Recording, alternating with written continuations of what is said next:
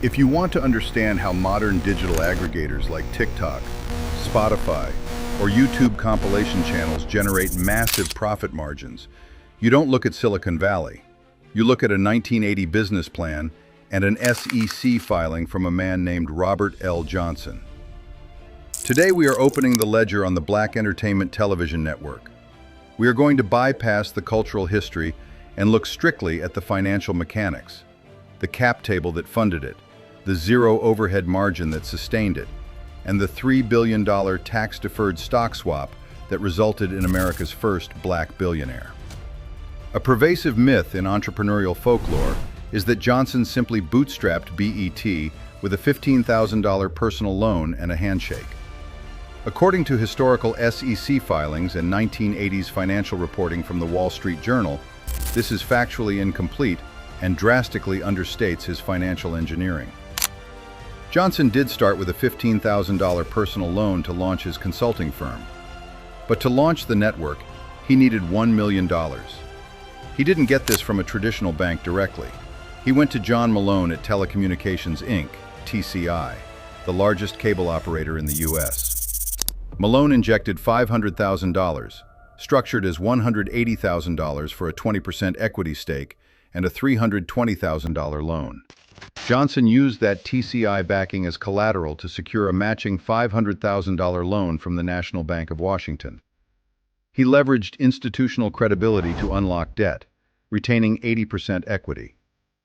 Fast forward to today. Platforms like Instagram and YouTube are aggregators. They don't pay to produce the content you watch.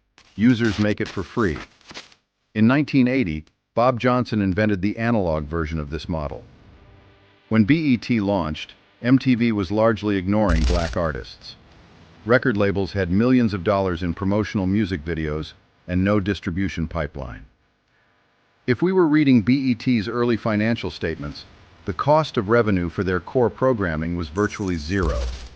Record labels gave BET the music videos for free. BET then monetized that free content twice. First by charging cable operators a subscriber carriage fee, and second by selling advertising inventory. For modern digital entrepreneurs, the lesson is clear.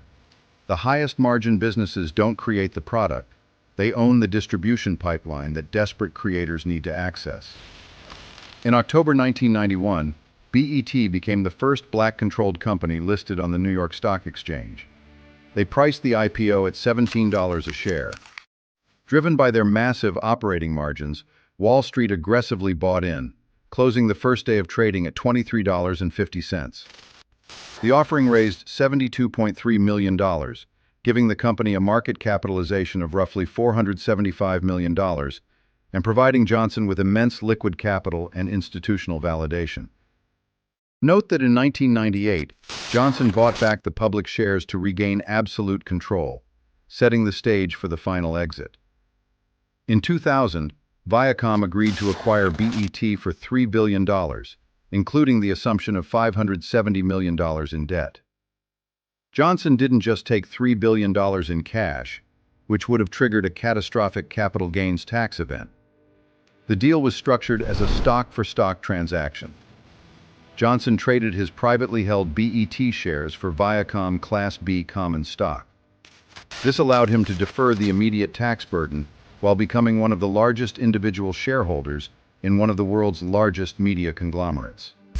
Robert L. Johnson didn't become a billionaire by being the best television producer. He became a billionaire by executing a flawless aggregator business model, relentlessly protecting his equity, and structuring an exit that maximized leverage and minimized tax liabilities.